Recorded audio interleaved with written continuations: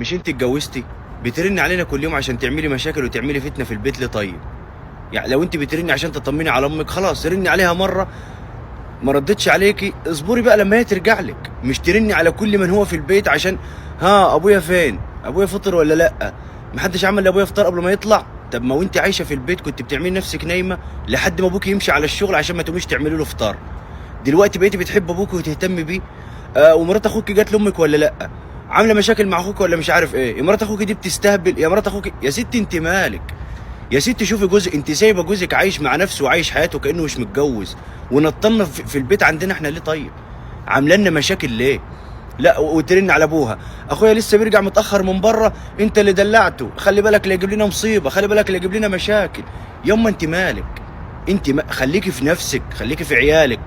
يعني جوزك مع نفسه وعيالك مع نفسهم، وانت قاعده بقى على التليفون ليه طيب؟ تعملي فتنه ومشاكل في البيت، مالك انت ومال مرات اخوك؟